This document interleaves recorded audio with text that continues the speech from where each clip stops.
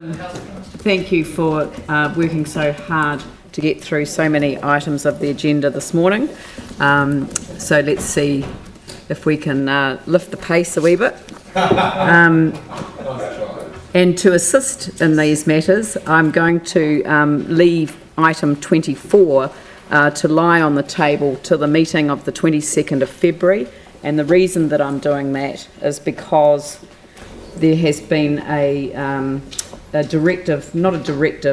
notice to come through from the Director General of Health in relation to it's a statement made under section 69ZZC of the Health Act 1956, and it asks in particular Christchurch around the drinking water supply and the issue of non-treated drinking water. So we need to get some legal advice on the nature of the notification, and we're not going to consider any matters relating to the three waters until we've got that advice. So we'll move back to item 21. Sorry, just on item 24, there's a whole pile of other stuff in that item. The report can lie on the table. We'll deal with it in February. Well, except that the whole opening or closure of Riccarton Road I'd like to find out about, because it's whether it actually closes till April or closes this till... This is just the three waters and waste. Yes, in the report deals with Riccarton Road as well. Well, I'm sorry, but if we open it up, then we're going to debate the entire paper. Okay, I've got about 23 emails on the subject, so I'd really like to know. Can we take that offline? And Dave, can you get Vicky the answer to her question? Okay, thanks, Dave. Thank you. So we'll move back to the Central City Residential Programme. I'll come back to the development contributions rebate paper when we get to, just before we get to the Ngā Hoewha National Marae Charitable Trust, because the two of them are hand in glove. So I'll deal with the Central City Residential Programme paper first, and that's item 21. And Jamie Goff, would you like to present this? Yes, sorry, I just need to open the agenda again. I know. Is it you? Yeah, no. Yes, it's the development forum. I just don't have my agenda open. 21 was it? Yes. Okay. It's a development forum recommendation. It's relatively self-explanatory there, but obviously the development forum, we tend to take a issue by issue approach with the forums there, and this specific one was really geared around inner city residential. I think we're all pretty clear on what we want to achieve with respect to housing in the central city, and I think we're all very clear that there's probably hasn't been the progress made that we would have liked.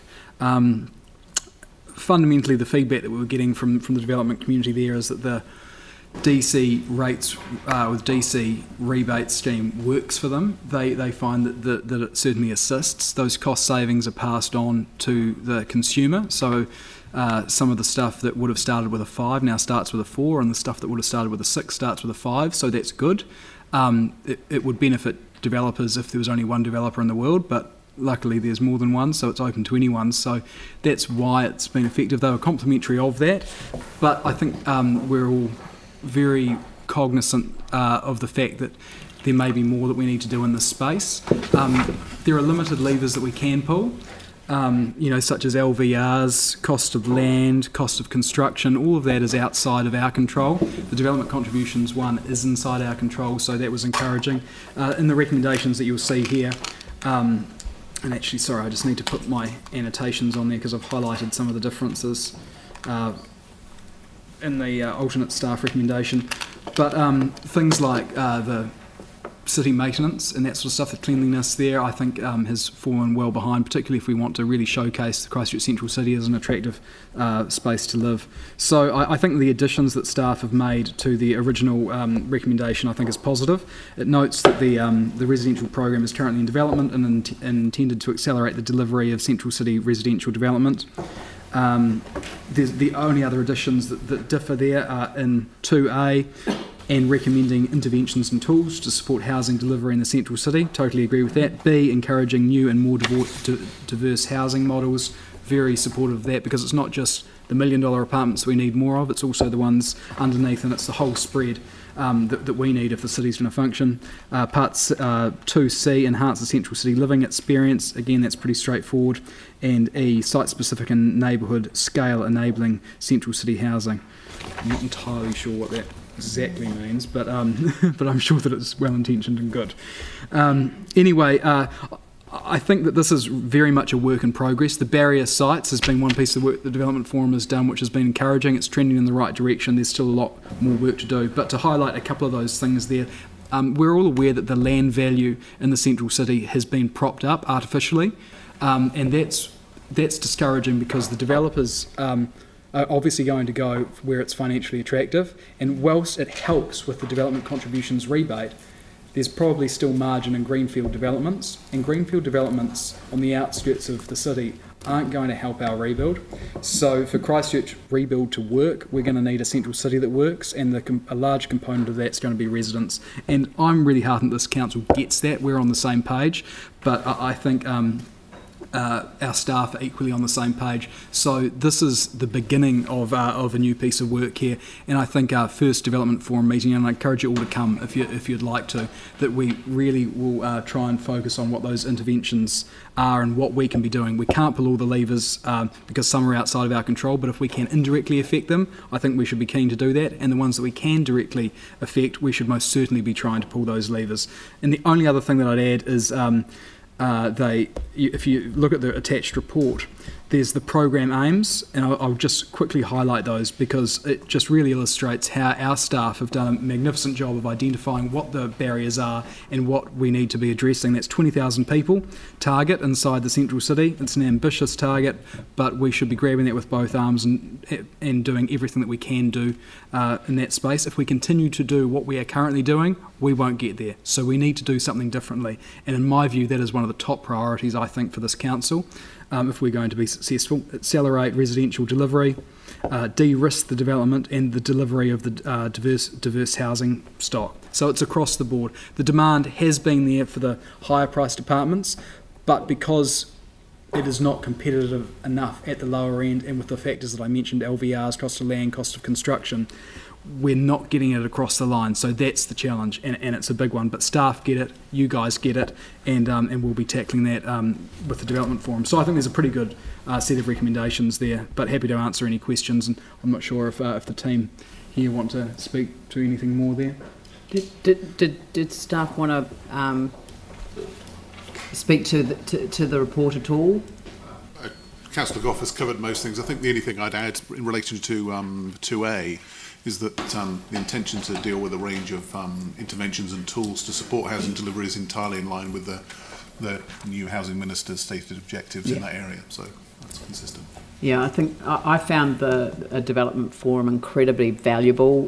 One of the things that really struck me was the absolute confidence and the sellability of residential developments inside the 4 avenues, and particularly within the central city part of that, an absolute belief that build them and they will come. And you know, it does need to be a range of price points, but we've been saying that all the way along, and every price point could be catered for.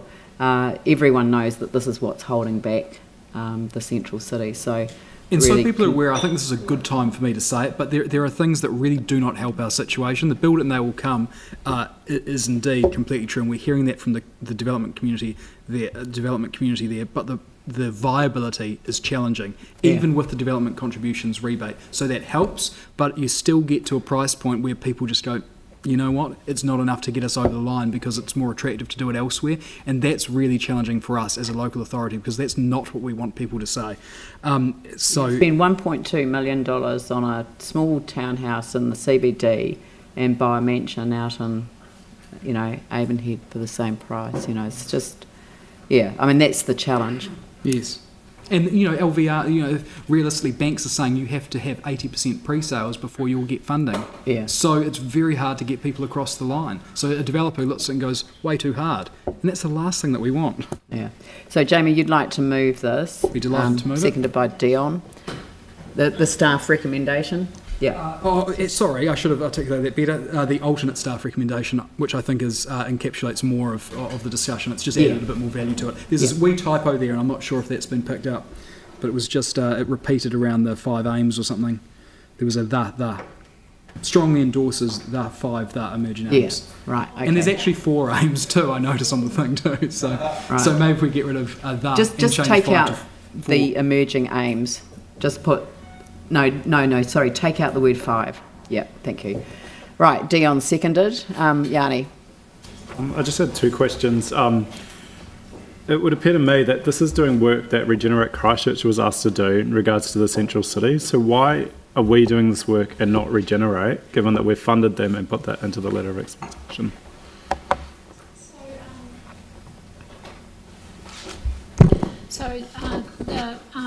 This work is focused on not the planning end, but the delivery end of the spectrum, which I think is one of the key differences between the work that Regenerate has been asked to do. And we've also made a point of identifying that this is a piece of work for council to take a lead role in, but we're very clear that we need partnerships and alliances to actually help us achieve it, and we would see that Regenerate would also be a key partner and potentially part of whatever alliance may emerge here. This is also a long-term piece of work. 20,000 people is not just ambitious, it's somewhat audacious, and so in 2030 is longer than the current life of Regenerate Christchurch, so we also need to have a mind to that longer term and who are likely to be the players who will still be around at that time. Yep. Related to that, I see under 3B, we're asking them to review the central city plan. Why don't we wait for them to do that? Progressing the requirement for Regenerate Christchurch to immediately review the plan. Well, it hasn't happened. We've been waiting for a long time. Hang on, look, our staff are not here to answer questions about what Regenerate Christchurch is or isn't doing. So the question is, shouldn't we wait till that's happened, which, we thought was going to happen in November, it's now going to happen in January, we've been told, before we agree to what we do in response to it, so that we're not duplicating work? We're not duplicating work, with due respect. So I think that having this in this resolution enables council to keep this as a piece of focus. It's another signal to Regenerate that you want this piece of work done, and I guess wrapped around the rest of the resolution in the program, it's signalling the support and partnership that we want to work with Regenerate on this around. That's fine. That's different from the advice we had at Finance and Performance. Phil and then and just Vicky. the second question was around social and affordable housing. How is that being fed into this process? So within the work areas, the diversity of housing includes all forms of housing. So we're looking at not only social and affordable and market housing, but also new housing models, both from delivery and occupation. So it'll across the whole housing spectrum, which is being looked at through the housing policy which we've currently got. Yeah, Phil and then Vicky. I think it's been reference to my question, but it really is how, when we've signed off the district plan and can obtain some changes, how we might go about, improving the plan so, in fact, there's more support for development of housing in the central city. I don't think that the district plan's now the challenge, it's the price of the land. Yeah, if there are issues that are perceived to be planning barriers, then there may be scope to progress that through a regeneration plan. But all the advice we're getting is that actually the housing rules, particularly in the central city, are pretty liberal and allow most things to happen. Vicky? My question relates to 2B. Or not to be. Just in relation to encouraging new and more diverse housing models that you just touched on then, is that really a happening thing, or is it just a theoretical construct, or how is it? What do you want to elaborate on a wee bit more? These are the emerging aims of the program, but like co-housing and various other models like that. Yes, so they are emerging aims, and there are ways in which we will have to look at how we can actually institute those as part of the program. So that sort of detail is not worked through, but it is an actual, given we've had Jason Twill and others here more recently who have really ignited the whole conversation about alternative ways of delivering housing. That's been picked up not only by, I think, by council, but by others within the development community. And so that is actually a key aspect of this program as we move forward and looking at ways that we can assist with that. So it's not all necessarily about incentives. It may be around other areas of support and where we might be able to advocate, particularly to other So areas. it's a theoretical construct at the moment, right? It is. Okay, thanks. Right, so it's been moved and seconded. I'll put that motion. All those in favour say aye. Those opposed say no. That's carried. Thank you.